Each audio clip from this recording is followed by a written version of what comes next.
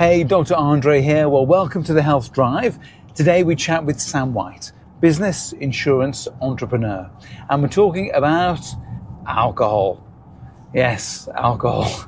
A big issue in work, society in general. In this case, we're chatting to Sam, who's worked in a predominantly male business environment where alcohol use and misuse is rife.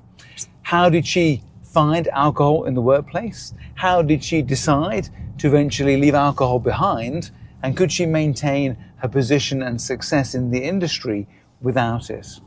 Also, we'll talk about what exactly is 1 unit of alcohol. You might be surprised. So chatting about alcohol in the workplace with Sam White. Welcome. Thank you for having me. To the Health Drive. Sam, and it's nice to have a disruptor in the van. Okay. I should imagine you've had a few disruptors. And isn't it a beautiful day? I mean, it is a gorgeous day because we've had some rough weather and dark days doing these shows. But this is just beautiful. Blue sky, sunshine, and we're here to chat about you and your entry into the world of risk insurance. You are a disruptor, a powerful business person in the field of insurance, but also how you have dealt with the pressures of the male-dominated business and alcohol-dominated business, and how you have found a way to weave your way through that to your current situation. And I say you are a disruptor because you are a lady in a very male-dominated industry. So when did you first start to get involved in the world of insurance? When did that first happen? To be fair, I set my first company up when I was 24. And that was a business actually managing motor insurance claims on behalf of the insurance industry, which is, I mean, what else does every 24-year-old girl want to get involved in? But I did it. It was less about the industry and more about my independence. So I realised very early on that I am a person that likes high-end agency. A bit like yourself. I do not like other people telling me what to do. Not a 9-to-5. Not 9 to 5, but also not under somebody else's direction. Yeah. So I had I had 2 jobs before I set up my first company, both working for, I think it's fair to say, quite misogynistic individuals. And I got to a point fairly on where I was like, no, I can't do this for 50 years. There is no way that I can tolerate this for 50 years. And so I need to do something for myself. And I just happened to have a bit of understanding about motor insurance claims. And so that was the business that I started. And so you are someone mentally looking to drive forward, to do your own thing. In some ways, maybe not employable. I am completely unemployable. I've actually tried more over the last few years to make myself, like, soften my edges a bit, work out, you start to take investment in, you realise that you have to learn how to create value for others, and you have to learn how to communicate with others in a way that they understand. And, we joke a lot about mansplaining, but the reality of the situation is that financial services is very male dominated, and as such I have to learn how to communicate with them in a way that they understand and appreciate, so that we're all on the same page. Because you are a disruptor and a pioneer, because you have, and I should say that you also have done BBC podcast, radio show. What the 2 ones you've done, what were they? So the main one that I do is a show called Toast, which is actually about businesses that have been either fantastic ideas or really successful at one point and then gone bust. Like Blockbuster and exactly Ratner's Jewellery, or these sort of things. These famous ones which were massive, and then almost over a few months they just turn to toast. There we go. To toast. They Sorry. go to toast. Yeah. And I love that because I like the process of having conversations with people and learning things, but I also love it because I think you learn so much more in life from failure than you do from success. And, you know, some of these businesses were incredible businesses with fantastic founders, but something happened, something went wrong, and the business ended up going bust. And it's in that process, and I think in life in general, and certainly how I apply it to my personal psyche, understanding when things don't quite go the way that you'd wanted them to go, what steps were taken, what could have been done differently. That's where I think that the growth is in life. Hey, Dr. Andre here. I hope you're enjoying our chat with Sam White about alcohol in the workplace. We'll be back with Sam after this brief message. Hi, Dr. Andre here. Well, thanks for watching The Health Drive, and check out our all-natural supplement range, Optimum Day and Night. Now, thousands of people in the UK, the USA and beyond have been using the Oxford Natural supplements to get better sleep, better energy and better overall well-being. Optimum Day, which I always use, is designed to boost energy, to curb cravings, and to keep your metabolism firing all day. Optimum Night, well, that's different. That helps you to relax, to sleep deeply, and to restore while your body is recharging overnight. Now, they aren't magic pills. They are a science-based way to help you feel your best. We've had such great results. Check out Michael Owen, the England footballer, Robbie Lyle from AFTV, Linda, a PI lawyer, Anita, an immigration lawyer, and Owen from United View. All of them have found better control of their daily habits, better mood, energy, focus. And now it's your turn. So scan the QR code, click the link, and use the code word DRIVE for 70% off your first order. Oxford Natural, no gimmicks, no needles, just... That's where I think the growth is in life. And so you enter the world yourself, and you say it's male dominated. So what does that look like when you enter business meeting, boardroom? What actually does it look like to walk into something which is dominated by another culture? Yeah, so look, I make a slightly cheeky joke to people just to illustrate my point.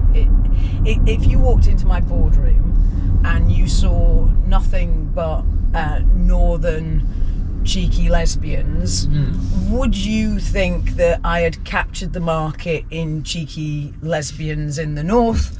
Or would you believe that maybe I had got a bit of a bias in my recruitment process that should be analysed? And, you know, often when, certainly in the earlier days, it's changing somewhat now, although we do have a way to go. I would go in any kind of senior leadership meeting. I was always the only woman in the room. And to my point earlier, that is just the way that the industry is. But men and women communicate differently, they operate differently, and so you're constantly in a set of circumstance where you're effectively trying to translate. Like, this is how I see the world, this is like, but I'm having to make the bridge between my thought process and theirs, because they're in the majority, and so the way that they see the world is the way that the world is, because you know, reality is simply agreed perception. Is there any particular example of that difference in communication? It's easy to give examples. I'll give you two examples where I think it can be challenging for female entrepreneurs. So there's often a lot of talk about investment, and there's only £1 of every £100 that's spent in investment, £1 of it will go to female entrepreneurs, and it's a big problem. And you know, you look at the Rose Review and say, how much would the country and the economy be better off if more investment was going into women? And they reckon it would create about 250 billion of additional revenue going through the UK if we could solve this problem. Now, most of the female entrepreneurs I know have had struggles, and what I find is that when you're talking to male investors, it's very much make it simple, make it simple, make it simple. You've got to be able to give a message in one sentence that articulates what you want to do. And I find most of the men that I know are quite linear in the way that they think. So,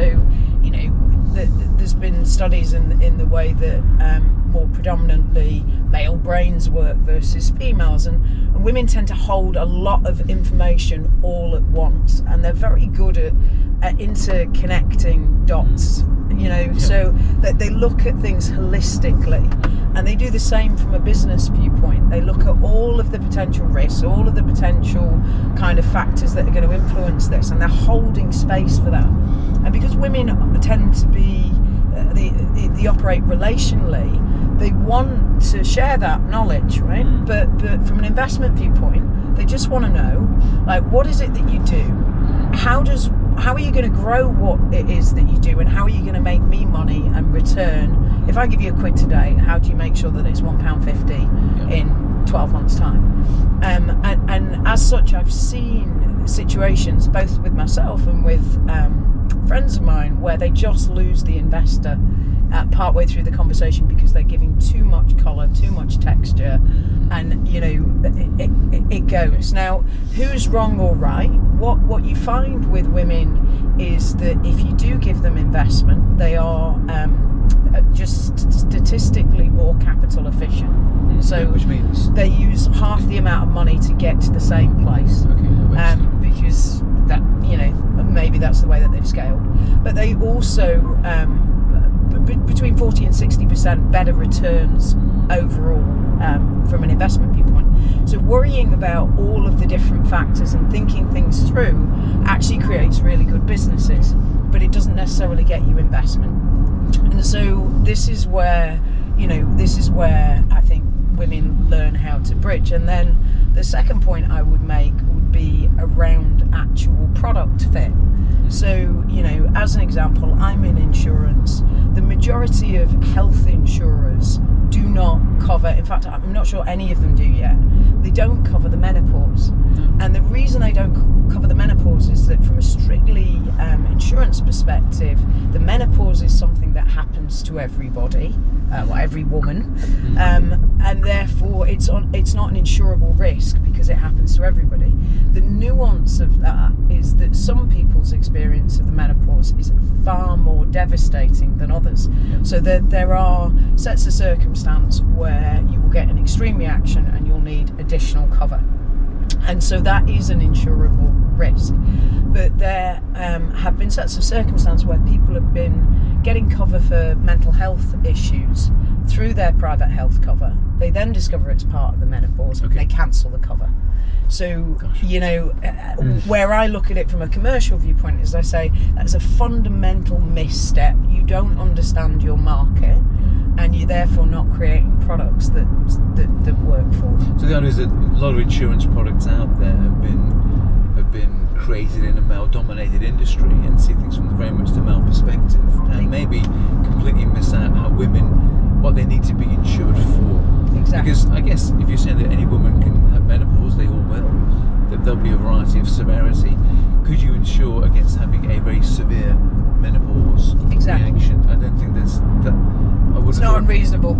It's certainly a very reasonable thing to consider, because it's going to have, it must have variances to it, mustn't it? Because it's universal, we're all different, so they're going to be more severe cases. So that would be hard to insure. I'm thinking that would be hard to insure for, because the diagnosis is tricky, I suppose. That's it. This is all to do with menopause and not other factors. So does that exist, that product? No, not today. No, this morning. Hopefully at some point, if I get my way, it will do. But it should exist, because the way you looked at, because this is an idea, women look at risk differently, and there is that idea that I have this conversation with my wife sometimes. I think, well, if we did things your way, we'd never do anything, because we'll have to just go in there and blindly do things and fail and then revisit it, whereas a woman would see the failures as being almost obvious, and therefore we must mitigate for those from the beginning. There's also another factor here which I talk to a lot of women about, which is that women are socialised to ask for permission not forgiveness. Okay. And I encourage so many women to stop that characteristic, because it is one of the big things that holds them back, because you do have to just throw yourself in sometimes and fail. Yeah.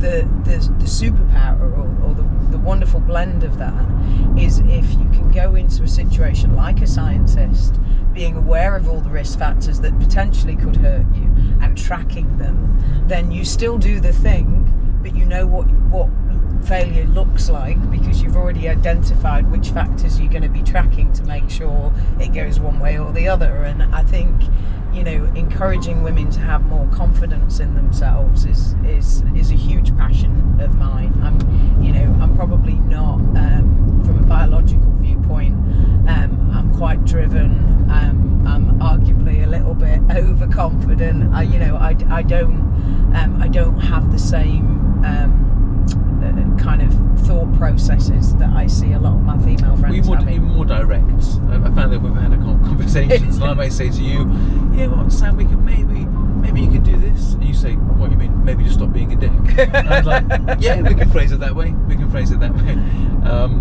So yes, I can see you would do well, but you have the female viewpoint, but you also have a nice bit of, I suppose, internal firmness that gets you into the male situation anyway. Yeah. I suppose you wouldn't hold back too much in those situations. No, would you? absolutely not.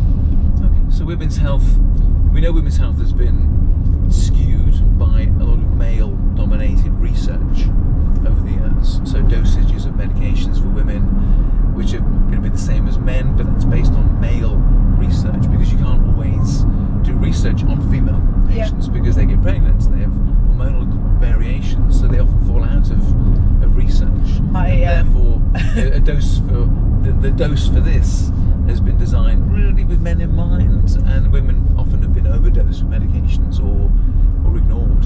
The great description I heard around this is that the medical profession sees women as little men. We are not. We have, we have hormones that impact things in completely different ways. It's well put, isn't it? It's well put, isn't it? Little men.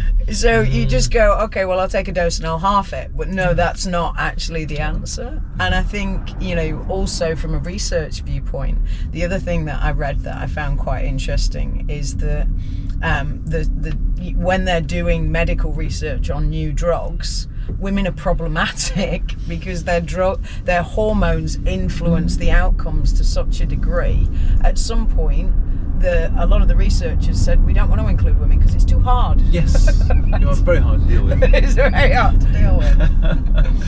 Yeah. So okay. So one of the main issues I was thinking about here was the dominance in the male field of alcohol when it comes to, this is the Vaseline of interaction, isn't it? The alcohol is so dominant. And did you notice that when you came into this field, that seemed to be everywhere and all encompassing? Yeah, I mean, the insurance industry is well renowned for having an alcohol-based culture. I mean, Lloyd's famously a couple of years ago set out the mandate that people weren't allowed to drink during the day, and there was an absolute uproar that this was the case. And actually, they no longer drink in the Lloyd's building, but if you go down to Leadenhall Market on any given day, you'll still find. And the argument that you hear often is, well, it's a relationship-based industry, and alcohol lubricates social connection and gets people closer to a point that they would let their guards down in a faster period of time. So if you want to do a deal and you want to get somebody so that they're on the same page as you quickly, the thought process is throw in a bit of booze and everybody's going to be closer quicker. I'm not sure the reality is necessarily the case, and I've seen some pretty horrific outcomes because, of course, with alcohol, inhibitions come down. Decision making can become quite massively flawed, and things go on that probably shouldn't go on. And is alcohol a big cover for people's insecurities, pressures, depressions as well? Is that something it permeates the industry because it's covering a lot of the inbuilt anxieties that go with that industry? Yeah, look, I think paradoxically, the financial services attracts a lot of quite introverted personalities because it's a maths based. It's not a creative sort of industry. It's maths based, and my experience is that I always describe from insights profiling the different colours, and blue is analytical, kind of that kind of more I'm in my own internal world than external world. And I think there is, I think, a misconception that alcohol will give you confidence.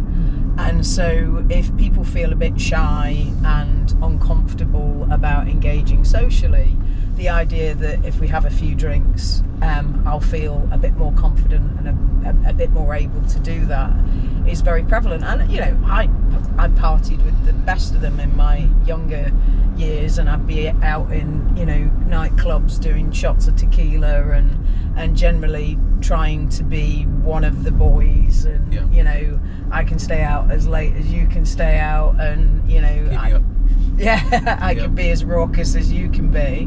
But the irony for me, since stopping drinking, is that social awkwardness is there regardless of whether you have a drink or not, and it dissipates with time in people's company. So I say alcohol's a placebo in that regard. Within half an hour to an hour of any social setting, you'll find your nervous system calms down regardless, because you realise you're safe and none of these people are out to lynch you or throw you off a cliff. Well, that's a big thing. Person stopped.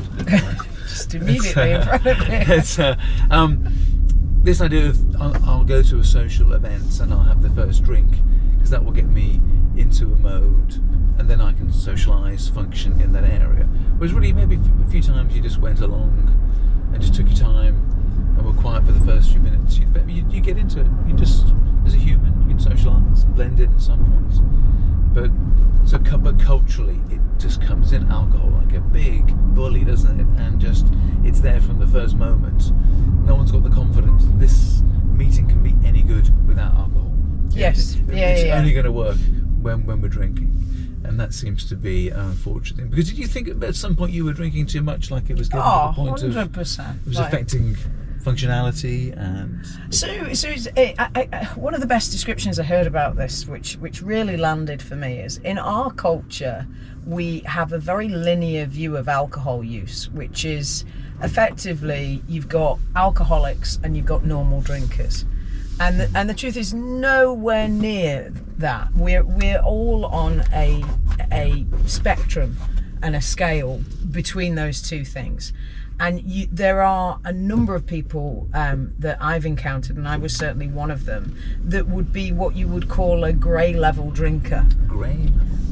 So if you're looking at that spectrum, I wasn't alcohol dependent. I didn't need to wake up and have a drink in the morning, but I was definitely drinking more than way more than my units weekly on certain occasions, for sure. But more importantly, and this is what I think the nuance is for me, and I always say this to people, like, are you happy with your relationship with alcohol? Really and honestly? And that's not me being a twat and coming from some higher level of I don't consider that I'm a better person because I don't drink. I think with all things in life you have to make choices that are congruent with your values and your comfortability. And so what I knew to be true is that when I was drinking more than I should be, I didn't feel great about that. And that's not just, there's the waking up in the morning and being hungover and eating shit food and feeling a bit tired and lethargic, but there's also I'm conscious of my health, I'm getting older, I want to feel good on a day-to-day basis. Are the choices that I'm making going to be helping me in 5 years' time or hurting me? And I think I've got so many friends who, if you really kind of honestly sat down with them and said, are you happy with how much you drink? And they didn't feel that there would be any judgment about that, they would say, no, I'm not happy with how much I drink. So that for me is the question. The first question is, whatever that amount is it something that you think is the right level for you to have in your life? Yeah, because if we have an agreed 14 units a week for men and women as being the safe level, and these levels really are basically nonsense. We just had to define something that we can maybe agree on. There's probably no safe level of alcohol, because it is an unpleasant toxin, that we've learned to incorporate into life and culture for whatever reason. But there's no safe level for it, and there's no real evidence that a glass of wine a day is somehow good for you, and that resveratrol that exists in red wine is going to make you live longer. These are all. I find with alcohol that whenever there's a conversation with somebody about alcohol and how much they drink, there are three people in the room. There's you, there's the patients, and there is somebody in like a mascot suit of a bottle of wine who says, don't mind me, I'll just be in the corner and they will chip in all the time saying, well, yes, they can drink less, but I can just pop in on a Friday, can't I? And have a little it's somehow, it's so interlinked with the conversation, this third idea that alcohol, I can't just let it go, it's got to be there somewhere, because people fear cultural exclusion, they fear a lack of confidence in social environments, and it's very difficult to unravel that. The relationship that we have in our culture with alcohol is fascinating to me, because it is so pervasive. Like, I've lived in other countries in the world where there isn't this passionate relationship with alcohol, and it's linked to identity. And I've really struggled with this for a period of time. I was what I call sober curious for a number of years. So I knew quite early on that alcohol would increase my anxiety, it would work against me for my fitness goals, and generally was not a good thing. That didn't stop me from going out partying and drinking and doing all the things that everybody else did. And a couple of times when I got into my 30s, I started playing around with like detoxing for, you do your dry January, right? And I feel a bit better from that. And then I'd do like 3 months where I didn't drink, and oh my God, I feel amazing. And I'd always start drinking again, which doesn't make a lot of sense when you think about it. If I said to you, here's this tablet you can take, and you're going to feel amazing, you're going to wake up every day feeling fresher, you're going to lose weight, your skin's going to look better, you're going to put more on. It's free. Save your money. You go, oh my God, give me that tablet. And for a number of years I had that tablet, and yet still chose to stop taking the tablet and go back on the gravy train. And I analysed, like, why is that?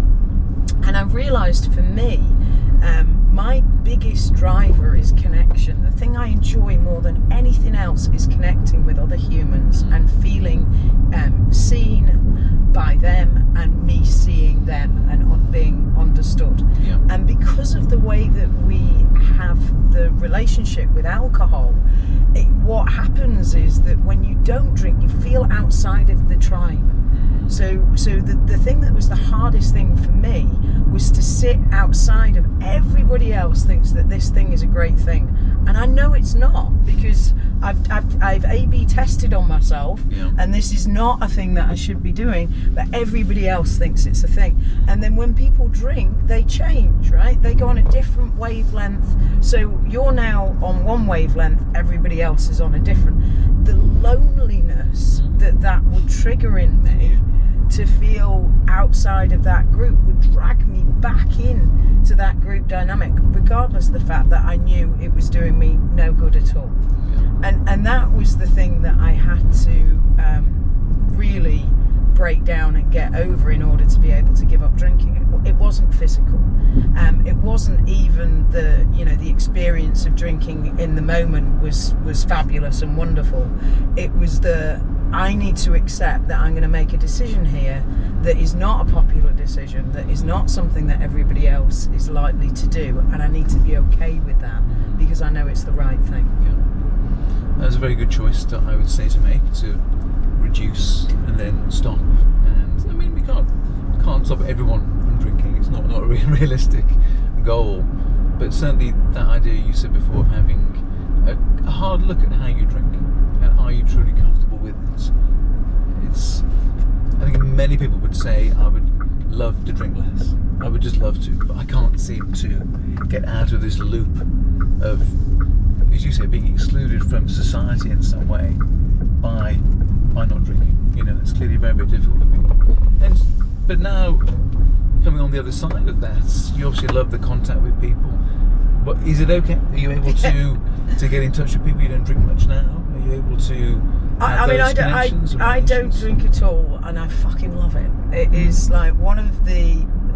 I'd probably go so far as to say it is the best decision I have ever made in my life. And I had to re-engage socially and change the rules of the game. So here's the thing: if you're really drunk, you can mask very bad company and very bad experiences because you're numbed, right? Alcohol is a number, that it's a sedative. So, I would go to things that I didn't really want to go to, but know that as long as I got drunk enough, it would be tolerable. I don't do that anymore. I only go to things where I know they're people that I want to be around, circumstances that I want to go to or an experience, whether it be, music or theatre or something that's going to stimulate me and stimulate my senses because I have access to all of my senses.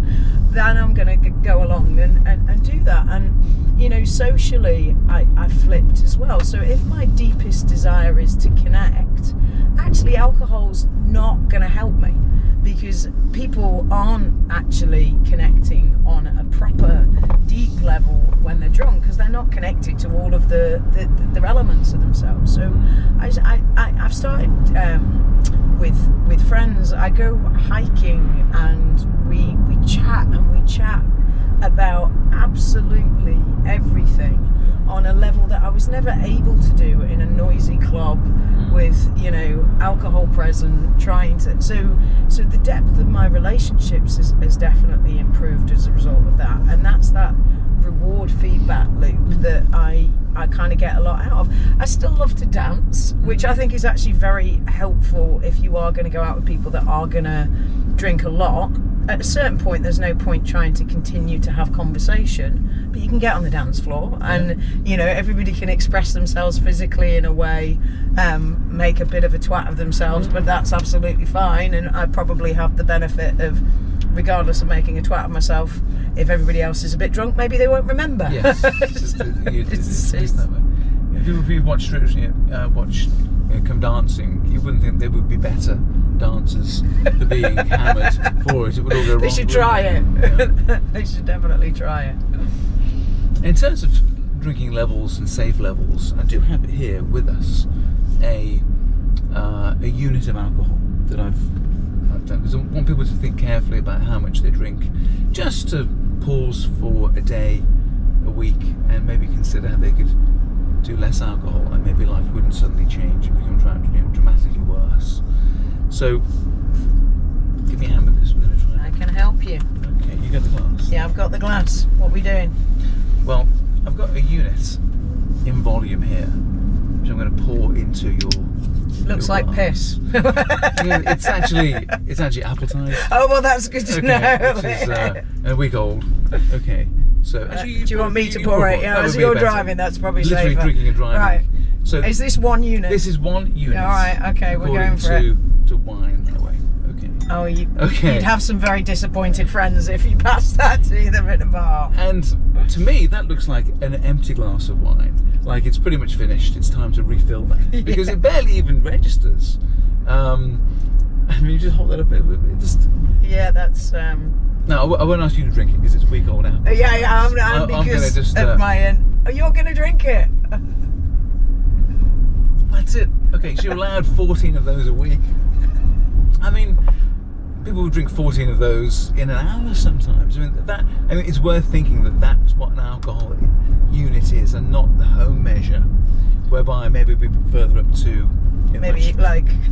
Yeah, and suddenly 2 or 3 of those, you've done your week's allotment in an hour, haven't you? Really, it's very, very easy to do this.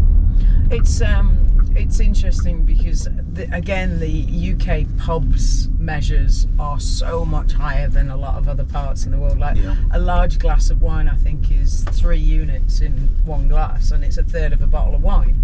So you have 3 glasses, and you've pretty much nailed your weekly allowance. So I think I find that startling. That was half a pint of beer, which is not really very much. That small glass of wine. These are tiny amounts, aren't they? But you very quickly reach levels above and beyond what's appropriate, don't you? When we see it from that level. So you're going to persevere now. You're going to go forward now, and just you don't change. It'd be very hard to go back to it now, I suppose. There's nothing. So I used to smoke as well. I used to smoke a prolific amount of cigarettes when I was in my 20s, and then at 30 I just woke up one day and thought this is probably not a good idea, and I gave up smoking. And after a week I never missed smoking again. Alcohol was harder for me, so I did 2 full years without alcohol and then ended up kind of drinking again. I know categorically I'll never drink again now, just because I feel so great, and like it's hard enough. You've gone through the menopause. I'm getting older. I don't need anything else that's going to kind of put obstacles in my way and make me feel worse on a day-to-day basis. And it's such a big one for me, like being hungover. When I see people hungover now, I have such a lot of empathy, but it reminds me of how awful that feeling was. I can feel my whole body thinking, no, like I would never ever wish to sort of deliberately make myself feel like that. Yeah, when we use a medication in the clinic, it's called Naltrexone. It's a combination of a couple of medications which basically block the effects of alcohol. So it's very useful when you think you can't function without it in a social situation, and you take this tablet half an hour before you have your first drink.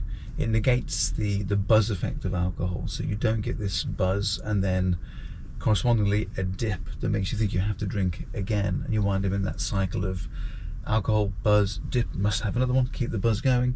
It blocks that off at the beginning. That's interesting. So you wind up you arrive at the event, you have your first sip of drink, you're doing the things texturally, culturally that are appropriate, that you're used to, so you feel secure. But half an hour later you don't get this little buzz effect, so you feel quite neutral.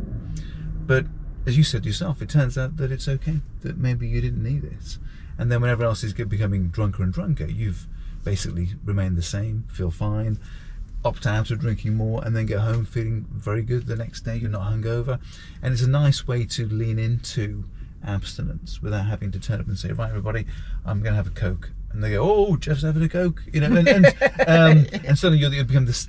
The one thing you didn't want was to be the centre of attention. You wanted to just blend in.